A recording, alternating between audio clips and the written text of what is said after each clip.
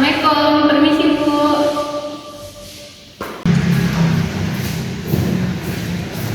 Waalaikumsalam. Boleh dibantu Bu? Boleh, terima kasih Bu. Silakan duduk. Baik, terima kasih Bu.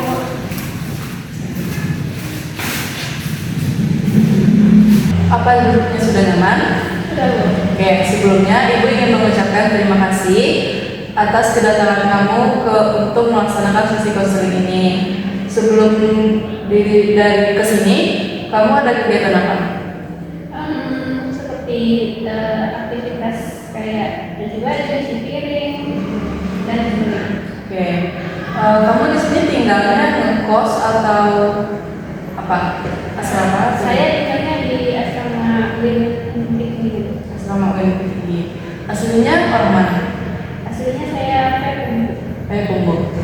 Oke, sebelum itu kita perkenalan diri terlebih dahulu. Dimulai dengan saya. Di sini perkenalkan nama saya itu Aisyah Falsabila. Kamu bisa panggil saya Ibu. Bisa perkenalkan diri kamu?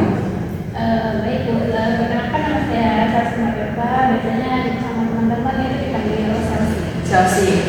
Chelsea. Lebih nyamannya dipanggil Chelsea atau bagaimana? Biasanya lebih sukanya sih dipanggil Sel aja. Oke. Di sini Chelsea itu kuliah kan? Program studi apa mungkin bisa dijelaskan? Mungkin Chelsea mau kesini mengambil program studi bimbingan konseling. Ya, bimbingan konseling. Di bimbingan konseling ini masuk ke jurusan ini itu jalur apa? Lewat jalur UMPTN.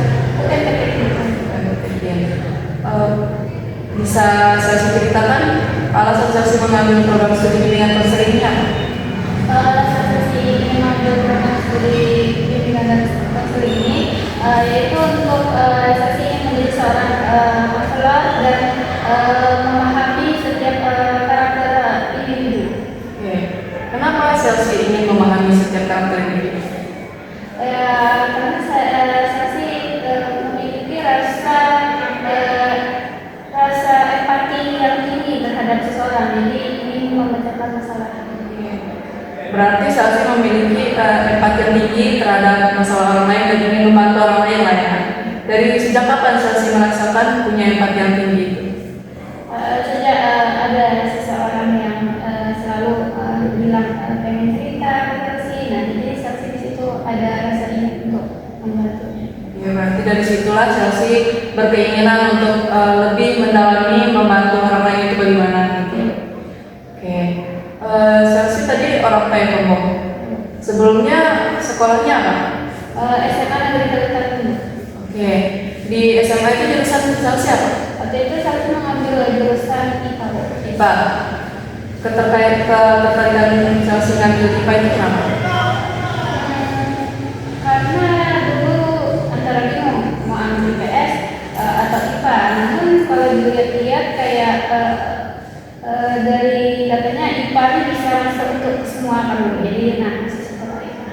Selama menjalani jurusan IPA itu gimana? Aman-aman saja sih Bu, cuman ya harus benar-benar memahami materi enggak juga Bu. Kesulitannya berarti ada kesulitan atau bagaimana selama di SMA ini? Mungkin kesulitannya dalam manajemen waktu untuk pembelajarannya sih. Manajemen waktunya. Oke. Chelsea anak ke berapa? Anak ketiga dari tante saudara. Oke, berarti 2 orang kakak, 2 orang abang. 2 orang abang. Apa keseharian abang sekarang? Kebetulan abang juga kuliah 2 orang di Win Imam 1 di Win Tinggi 1. Oke, kalau adik Chelsea? Adik Chelsea masih kelas 9 SMP ya. Oh, berarti masih dalam pendidikan semua ya saudara? Iya Bu. Kalau orang tua itu pekerjaannya apa? Untuk pekerjaan kelas Chelsea itu petani. Petani. Ayah dan ibu petani? Ya, Oke. Ayah dan ibu masih ada? masih. Masih. Gimana keadaan rumah Chelsea? Untuk sejauh ini aman dulu. Nah, kalau hubungan Chelsea dengan saudara-saudara Chelsea gimana? Juga aman Bu. Amannya ini bisa diceritakan? Amannya ini ya kayak kalau misalkan lagi kesulitan atau apa itu saling membantu juga. Oke. Berarti Chelsea sering menanyakan terkait kuliah juga kepada bapak Chelsea. Iya Yang adik Chelsea ini laki-laki atau perempuan? Perempuan. Berarti 2 perempuan, 2 laki-laki. Iya. Oke. Chelsea sehat atau akhir-akhir ini ada merasakan sakit? Mungkin waktu itu karena kecapean juga mungkin Bu, jadi sakit seminggu. Sakit apa? Demam, flu, batuk. Kecapeannya itu karena apa? Mungkin juga karena kelelahan juga dengan tugas-tugas kuliah. Berarti kamu selain kuliah ada kegiatan lain di luar atau bagaimana? Ada Bu, mungkin kayak kegiatan organisasi HMS. Oh, berarti kamu mengikuti MPS di bidang apa? Di bidang kominfo. Kominfo. Selama mengikuti bidang MPS ini, apa kamu merasa kesulitan mengimbangi waktu antara organisasi dengan perkuliahan? Mungkin ya Bu, karena kan kalau kominfo ini kan juga bagian untuk ngedit kan Bu. Jadi kan kalau ngedit itu kita juga butuh waktu yang lama. Nah, jadi kalau misalkan tidak ada tugas, nah sudah deadline-nya itu besok. Nah, kadang juga menyimbanginya itu juga susah Bu. Bagaimana cara kamu menyeimbangkan kesulitan ini? Mungkin kalau biasanya saya rasakan kalau untuk menyeimbangkan, mungkin untuk tugas yang lebih sulit kita lebih dahulu yang saya utamakan, baru yang agak mudah baru saya di kemudian. Oke. Berarti di MPS ini kamu masih termasuk ke bidang yang sulit lah ya. Tapi masuk ke MPS ini emang keinginan kamu atau ada faktor lain yang mendukung? Untuk emang keinginan Bu, karena kayak ingin tahu lebih luas untuk wawasan relasi. Oke. Oh, baik. Sebelumnya kamu udah pernah belum melaksanakan sesi konseling perorangan seperti ini? Belum Bu. Oke. Karena sebelumnya kamu itu belum pernah melaksanakan sesi konseling perorangan seperti ini, di sini Ibu akan sedikit menjelaskan apa itu konseling perorangan. Jadi konseling perorangan itu merupakan salah satu layanan BK di mana di sini akan membantu kamu untuk mengatasi permasalahan kamu, sehingga nantinya kita bisa secara bersama-sama nih untuk menemukan solusi yang tepat dari permasalahan kamu. Sehingga nantinya dari sesi proses konseling perorangan ini ke depannya kamu bisa lebih memahami diri kamu, pikiran kamu, perasaan kamu, sehingga kalau masalah ini terulang kamu lebih dapat mengatasinya secara mandiri. Selanjutnya di sini saya sangat berharap keterbukaan dan keaktifan kamu dalam menceritakan masalah yang akhir-akhir ini sedang menjadi beban pikiran kamu. Kamu pun tenang saja, masalah ini akan sangat dijaga kerahasiaannya. Selain itu, selama proses ini berlangsung juga kita akan menerapkan yang namanya norma dan nilai-nilai yang berlaku.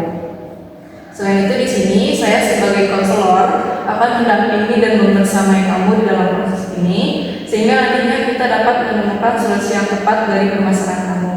Dan kamu sebagai klien diharapkan untuk terbuka dan jujur terhadap permasalahan kamu. Sampai di sini kamu mengerti? Mengerti Bu.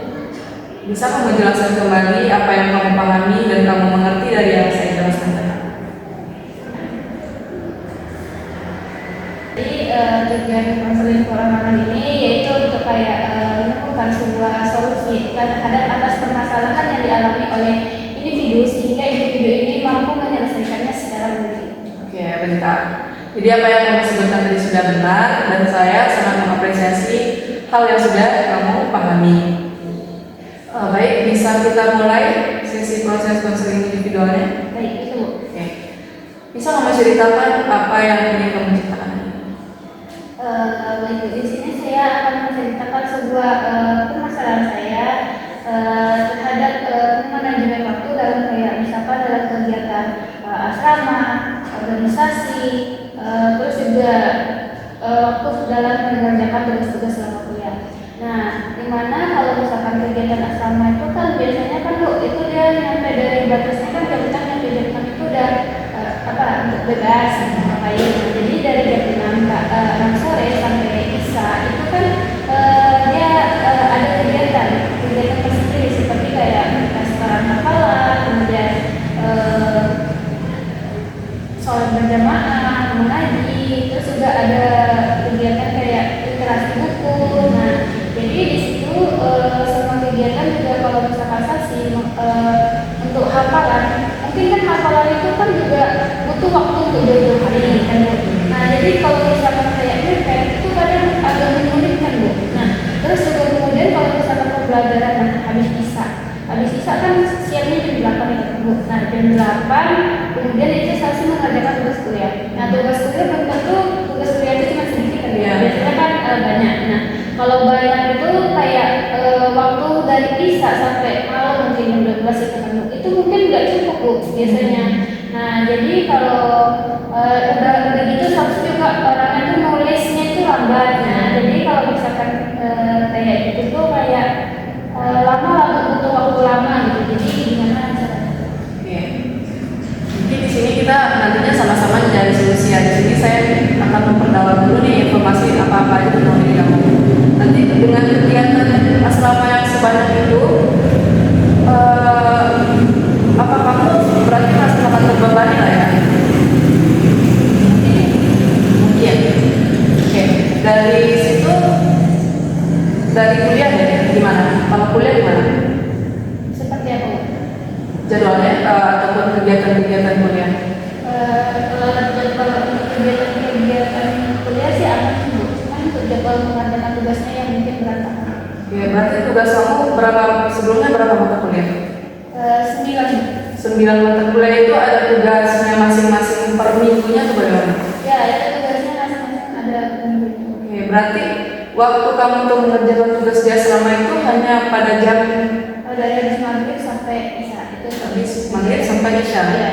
Setelah Isya itu kerjanya ngapain? Jelas udah diperbolehkan untuk kayak melakukan kegiatan mengerjakan tugas atau tidur atau sebagainya. Oke, berarti kamu mengerjakan tugasnya itu dari maghrib ke Isya. Dari Isya ke sampai jam berapa biasanya? Ya, biasanya kalau misalkan tugasnya itu kayak sulit atau susah tuh biasanya sampai jam 3.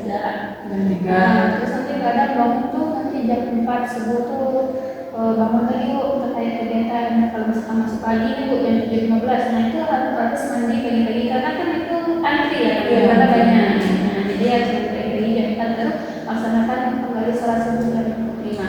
Oke, berarti sangat jadwalnya sangat padat ya berarti ya. Iya. Kamu kuliah itu full dari Senin sampai Sabtu atau bagaimana? Mungkin kuliah itu dari hari Senin sampai Jumat. Senin sampai Jumat, berarti hari Sabtu itu kosong lah ya. Iya. Di hari Sabtu itu apa ada kegiatan di asrama juga atau bagaimana? Kalau misalkan kegiatan asrama itu cuma biasanya tuh dari ya batasnya kan jam 6 sampai jam 6 sore itu bebas. Nah, jadi mungkin jam 6 sore sampai Isya aja Bu. Karena nanti kembali lagi jam 4 subuh itu udah bangun untuk melakukan kegiatan kayak nanti tadi Bu. Nah terus kembali jam 5 sholat subuh berjamaah sama zikir. Dari situ kan kita bisa lihat dengan jadwalnya yang sangat padat di asrama itu. Tapi kan di satu sisi nih kamu kosong nih hari Sabtu. Biasanya kamu itu ngapain aja di Sabtu hari ini? Biasanya kalau hari Sabtu itu Salsi untuk mengangsur tugas-tugas lainnya. Berarti tugas-tugas untuk seminggu ke depan kamu maksud di hari Sabtu ini? Iya, karena kalau misalkan di angsur kayak misalkan nih Bu, jadwalnya besok, terus kita ngerjakan misalkan hari Senin Bu, jadwalnya besok, terus kita ngerjain malamnya itu kayaknya nggak cukup sih. Iya sebenarnya. Jadi apa yang kamu bilang itu benar-benar susah, akan sangat susah gitu loh untuk mengerjakan tugas yang tuntutannya juga masih banyak kan, dengan waktu yang mepet-mepet seperti itu. Dan kesibukan kamu dengan jadwal yang ada di asrama, tugas kuliah yang banyak, belum lagi tuntutan dari organisasi kamu tadi, apa dampaknya ke diri kamu? Mungkin dampaknya ke diri saya sendiri itu yaitu kayak misalkan nih, kalau udah banyak tugas yang kayak menimpa gitu kan, itu rasanya kayak badannya tuh udah lelah, letih, lesu, kayak rasanya tuh capek mau kayak berdiri aja tuh rasanya kayak udah malas karena udah capek gitu. Oke, berarti kamu sering merasa kelelahan kalau sakit itu udah banyak jadwalnya udah lelah aja gitu. Sakitnya biasanya parah atau gimana? Mungkin kalau misalkan dampak sakit itu kayak kalau dekat itu bisa demam gitu, kayak demam. Nah tapi demamnya ini nggak lama, biasanya cuma demamnya kadang sehari aja. Nah nanti balik lagi kayak semula, tapi malamnya kambuh lagi biasanya gitu. Berarti selain sakit fisik ya, sakit lain yang kamu rasakan itu ada? Mungkin tidak ada cuma seperti itu. Dari tekanan psikologisnya, dari psikologis kamu? Mungkin dampaknya mungkin kayak stres aja sih udah lah kayak karena ini tugasnya banyak ya. Jadi gimana sih caranya kayak biar bisa nyelesaikan tuh kayak nggak biar cepet gitu, nggak lama. Kalau kadang kan memang kalau kita kan nulis itu lama juga Bu. Jadi gimana biar cepat, terus juga dalam paparan juga gimana biar cepat memahami sebuah materi atau apa gitu. Oke, berarti kamu mengalami kesulitan di dalam untuk menulisnya itu terlalu lama menurut kamu. Terus yang kedua, gimana sih cara biar kepala itu cepat gitu kan? Selanjutnya itu aku bilang kalau kamu itu capek kan, kalau capek itu udah sakit gitu kan. Selain itu nggak ada lagi yang kamu rasain. Kalau kan kamu bilang stres jadi karena tugas yang menumpuk itu. Biasanya kalau stres itu kamu ngapain? Karena kalau misalkan udah capek ya kadang lebih milih rebahan. Kalau nggak rebahan ya itu Bu, kayak misalkan apa kayak buat makanan atau ngemil gitu. Kalau sebelumnya kita selesai satu dulu ya di asrama dengan jadwal kamu yang padat itu. Apa menurut kamu nggak ada solusi yang bisa kamu lakuin buat lebih ngatur itunya, manajemen waktu buat ngerjain tugas itu? Untuk waktunya itu belum saya lakukan sampai saat ini. Karena mungkin saya lihatnya ya, kamu kan ngerasanya kamu nulis itu lama. Itu emang udah dari kapan kamu ngerasain nulis itu lama? Ya selama itu mungkin semenjak dari waktu SMA. Dari SMA. Berarti sebelumnya dari SMP, SD itu? Karena mungkin dari SMP itu kayak nulis itu nggak terlalu banyak Bu, jadi kan bisa ngejarnya gitu. Berarti tugasnya itu resume, tugasnya itu berbentuk apa? Untuk di perkuliahan Bu? Ya, bentuknya. Kalau dari perkuliahan itu tugasnya ya yang resume untuk seperti itu disuruh kadang nulis, kadang kayak bikin mapping atau buat makalah atau dan lain-lain. Iya. Oh. Jadi dengan kamu yang merasa kamu saat menulis itu lama, kamu sampai sekarang belum menemukan solusinya? Belum Bu. Berarti kalau kamu menulis resume itu semua kamu catat? Mungkin kadang iya Bu, kadang iya, kadang kalau bisa diringkas pakai kata-kata, kadang itu sedikit ini bisa. Kalau semisal saat kamu nulis resume itu yang kamu tulis poin-poin saja kan, kalau poin-poin otomatis singkat ya. Kalau singkat tulisannya berarti singkat juga waktu untuk nulisnya itu. Menurut kamu gimana? Mungkin kalau yang dari kadang sih kalau kadang juga kita meringkas poin-poin itu butuh pemikiran kan Bu. Ya. Nah jadi pemikiran ini itu juga kadang tuh nggak semua yang apa kita pikirkan itu bisa kita dapat tulis. Kadang kayak apa tuh belibet gitu buat kata-katanya. Kalau bisa diceritakan itu ada berapa tugas yang menuntut untuk menulis? Ada berapa tugas?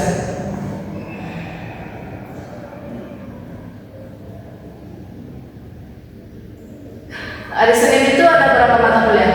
Ada 2. Ada 2. Kedua-duanya untuk membuat resume?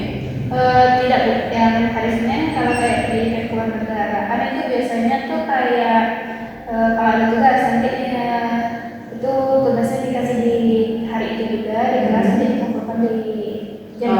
Berarti langsung. Ya. Berarti nggak ada tugas nih buat hari Senin yang harus menuntut kamu menulis di hari sebelumnya. Ya. Kalau hari Selasa itu Mungkin ada 2. berapa mata kuliah? 1. 1 mata kuliah itu ada tuntutan untuk membuat resume. Oke, berarti ada tugas nih resumenya 1. Dari Rabu? Dari Rabu ada 2 mata kuliah. 2 mata kuliah. Dua-duanya itu kamu buat resume? 1 resume, satunya itu kayak bikin resumenya tuh dalam bentuk mapping. Yang resume untuk penulis. Berarti ada 2 tugas resume yang itu mapping. Mapping ini biasanya kamu tulis atau bagaimana? Mapping ini biasanya tuh kayak kita buatnya dari Canva. Dari Canva, diedit di Canva. Oke, berarti 2 nih baru yang menurut kamu buat nulis di hari Kamis. Kalau di hari Kamis itu mungkin tidak ada. Tidak ada. Di hari Jumat? Di hari Jumat itu ada 3 mata kuliah. 3 mata kuliah. Yang satu ya kayak tugas kerjakan tugas tuh juga itu lumayan kita karena itu kita disuruh berpikir secara logika tugasnya kayak jadi kita memang harus berpikir terus kita tulis. Berarti mengharuskan kamu menulis juga nih yang di alamat ini. Yang 2 mata kuliah lagi? 2 mata. Yang untuk minat keluar itu mungkin tidak ada Bu. Nah jadi kalau misalkan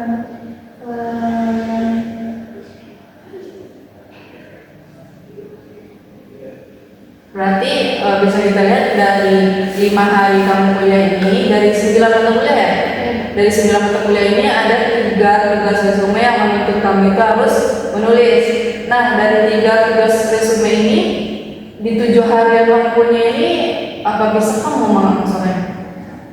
bisa Bu. Bisa kan? Jadi kesulitan untuk kedepannya gimana? Apa yang masih kamu rasain?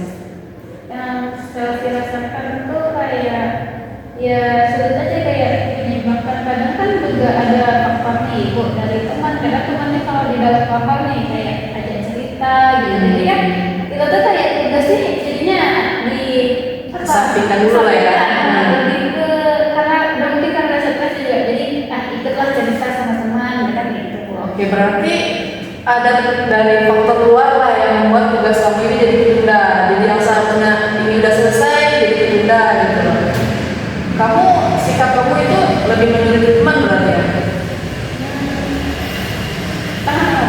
Tengah-tengah. Ya. Kadang kamu mengikuti, berarti kadang kamu Apa yang harus diselesaikan tugas berarti diselesaikan kadang kalau misalkan ada kalau udah apa yang mengikuti arus Bu.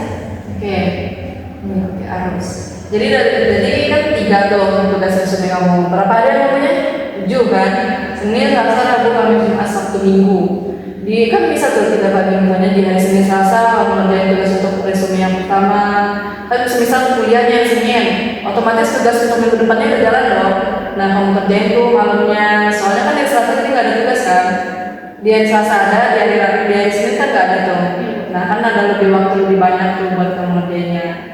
Terus yang untuk masalah teman tadi, menurut kamu itu gimana buat kedepannya? Apa kamu masih mempertahankan sikap kamu yang lebih di tengah-tengah itu, yang mengikuti arus teman itu? Untuk kedepannya mungkin ada sih Bu, tapi kadang kan nggak terlalu sih kayak misalkan nih, ya kalau udah capek aja gitu Bu sama tugasnya kan. Karena kalau seorang itu kan juga butuh nggak harus tugas terus kan Bu. Nah jadi butuh kayak sosok hiburan. Nah jadi hiburan ini mungkin kan dari bentuk teman yang sering ngajak bercanda dan kayak saling bertukar cerita dan sebagainya. Berarti kamu di sini nggak terlalu yang terbawa arus teman gitu kan? Masih kamu bisa bagi-bagi lah ya.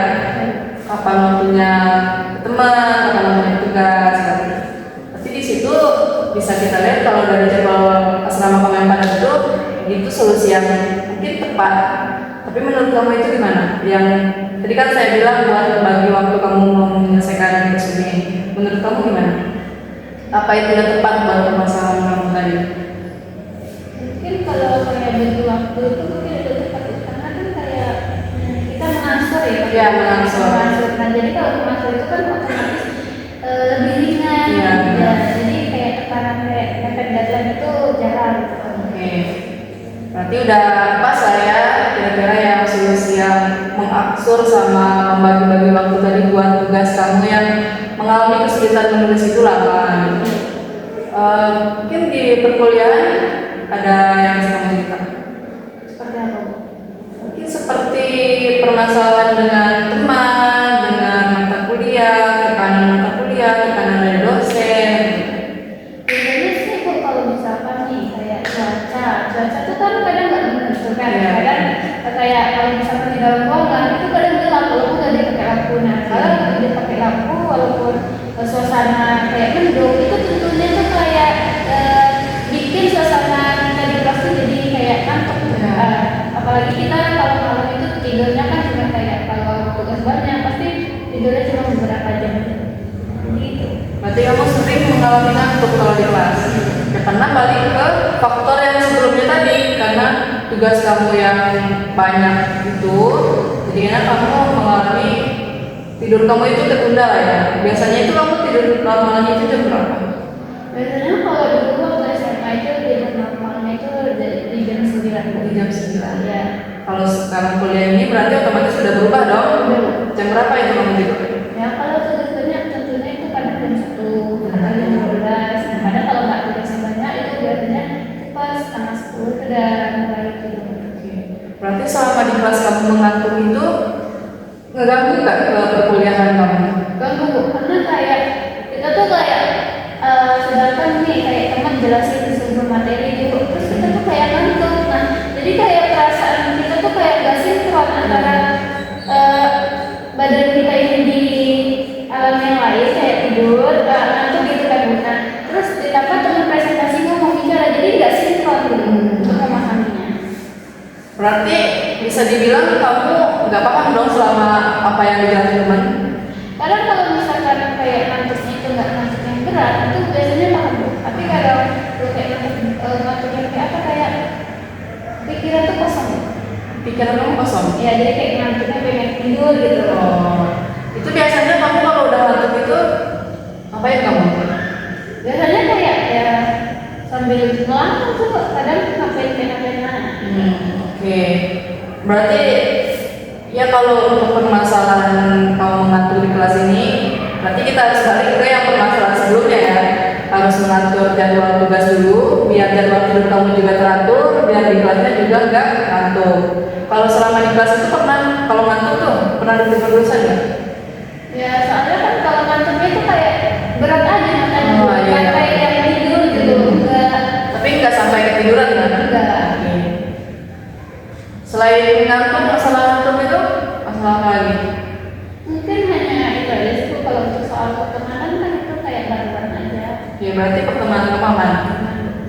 Kamu dekat sama banyak orang di teman kelas itu, kamu akrab semua berarti ya?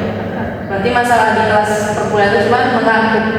Jadi ya kamu tahu lah ya makanya masalah kedua ini kamu dapat karena masalah yang pertama tadi. Tapi kan karena kita udah nyari solusi dari masalah pertama, ya semoga yang masalah kedua ini udah bisa teratasi, ikut teratasi juga lah ya. Selanjutnya mungkin di organisasi apa yang bisa kamu ceritain? Mungkin di organisasi ini Bu, kayak kalau mungkin dari kegiatan rapatnya nih Bu, kadang kan kita nggak tahu rapat juga ada kelas gitu kan Bu. Nah jadi kalau misalkan ada kelas ini kita tuh jadi nggak bisa ikut rapat karena kita mementingkan yang terlebih dahulu untuk masuk dalam kuliah. Jadi kalau misalkan itu mungkin kadang rapatnya ini nyusul. Nah kadang kalau misalkan nyusul ini kan kita nggak paham apa yang dijelaskan terlebih dahulu. Nah tapi kan walaupun di akhir disimpulkan apa saja yang dibahas di dalam rapat organisasi itu. Oke, berarti kalau ada rapat di jam perkuliahan kamu lebih mementingkan yang perkuliahan. Iya Bu. Oke, rapatnya itu setiap minggunya ada atau bagaimana? Kalau kayak mungkin ada kayak rapat bulanan gitu. Rapat bulanan. Karena kegiatan oke, kamu di bidang Kominfo itu ada berapa anggota?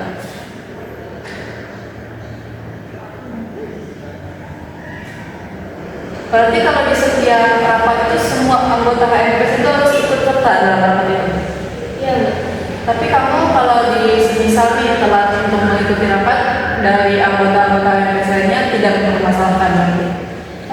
Kalau yang kayak gitu balik ke diri kita sih Bu. Kayak misalkan kalau misalkan kita telat, tentunya kita harus meminta izin terlebih dahulu, izin terlambat tuh gitu kan. Kayak mungkin ada kehalang kegiatan kuliahan terlebih dahulu, jadi saya mengikuti kelas terlebih dahulu dan kemudian saya akan menyusul kembali nanti ketika sudah selesai kuliah.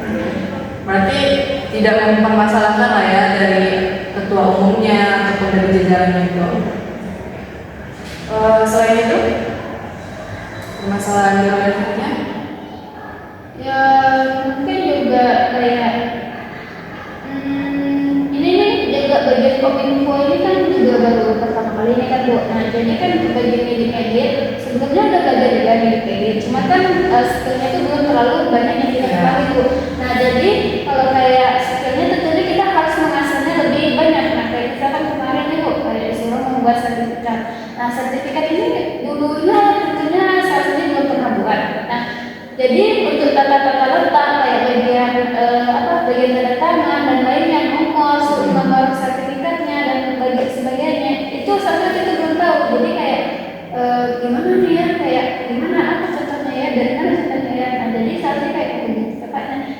bagaimana gitu.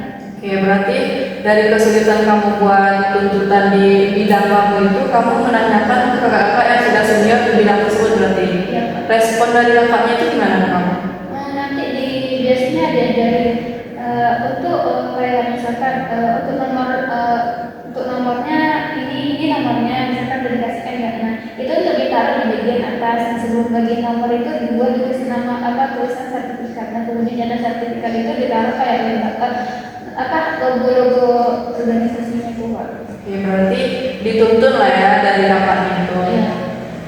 Berarti nggak ada permasalahan di organisasi. Berarti karena ini baru kamu jalanin, mungkin kamu masih meraba-raba nih, gimana ya cara ini. Tapi selain minta tunjuk tutorial dari kakaknya, nggak ada cara lain yang kamu lakuin? Mungkin kadang kalau misalkan bingung kayak nih, tapi teman-teman sekamar nih kak, dia juga bagian kominfo juga, tapi dia prodi lain. Nah jadi ikut HMS yang lain, HMS di nah jadi kayak misalnya ini kayak kamu pernah nggak buat kayak gini gitu kan? Oh pernah, itu gimana caranya? Kadang gitu kan kakaknya, malah ke teman, ini caranya kayak gini katanya ini nanti dikasih tahu sama teman sekamar juga, kebetulan juga teman sekamar ini punya bakat di bidang itu. Oke, berarti kamu lebih sering bertukar informasi ya, yang nanya ke teman sekamar kamu ini. Iya. Yang kamu coba buat lihat tutorial di YouTube, di TikTok, itu apa sebelumnya pernah kamu lakuin? Pernah, cuma kadang kalau kayak nonton video tutorial di YouTube nih, Bu, kan itu kan kadang lama aku, Iya. kadang itu kayak bosan gitu. Berarti emang harus langsung ada wujud orangnya nih yang ngajarin kamu gimana. Berarti kamu lebih seringnya nanya ke kakak senior kamu sama teman kamu ini. Iya, Bu. Tapi sekarang setelah menjalani itu gimana? Apa udah masih sering nanya? Ya kalau mungkin untuk hal-hal baru mungkin sering. Tapi untuk hal yang sebelumnya sudah kamu tanyakan itu, kamu sudah mengerti buat sekarang? Sudah, Bu. Kita simpulkan ya dari permasalahan kamu yang mulai jadwal asrama kamu yang padat, perkuliahan kamu, organisasi kamu, dengan kegiatan kamu yang sebanyak itu, cara memanajemen waktu kamu yang baik itu yang pertama tadi mengatur jadwal di asrama, jadwal membuat tugas, sehingga nantinya perkuliahan kamu juga tidak kamu mengantuk. Terus di organisasi kamu juga sepertinya masih belajar, dan itu sangat-sangat wajar. Informasi yang sudah saya dapatkan tentang kamu tadi dan solusi-solusi yang sudah kita bicarakan, menurut kamu apa itu sudah tepat buat permasalahan yang sedang kamu alami sekarang? Mungkin sudah tepat sih Bu, karena kayak dengan solusi itu mungkin kita bisa lebih mengatur waktu yang lebih fleksibel. Ya, benar. Bisa kamu sebutkan apa komitmen kamu dari proses konseling ini, solusi yang kamu dapatkan, komitmen kamu ke depan itu akan melakukan apa? Komitmen saya itu kayak saya ini harus kayak berlatih, terus kayak biar tulisannya itu biar kalau menulis itu harus cepat, kemudian juga dalam hal-hal baru ini kita harus banyak belajar terlebih dahulu. Ya, benar sekali, dan di sini saya sangat mengapresiasi keinginan kamu untuk lebih belajar lagi, baik itu dari menulis kamu, dari bidang kamu di LPS tadi, dan semoga komitmen kamu itu bisa kamu laksanakan ke depannya, dan permasalahan yang sedang kamu hadapi sekarang bisa teratasi sehingga ke depannya kamu tidak lagi mengalami permasalahan yang sama. Oke, sebelumnya saya mengucapkan terima kasih atas keterbukaan dan kesediaan kamu untuk datang secara sukarela ke sini. Mungkin bisa kita atur jadwal sesi konseling ke depannya. Kamu misalnya kapan? Mungkin untuk mengatur sesi jadwal selanjutnya mungkin minggu depan. Oke, di minggu depan kita akan kembali lagi melaksanakan sesi konseling seperti ini untuk melihat kemajuan kamu di dalam melaksanakan komitmen yang telah kamu bilang tadi. Oke, terima kasih atas kehadirannya Selsi. Kamu bisa lanjutkan kegiatan kamu. Baik, terima kasih Bu. Terima kasih ya.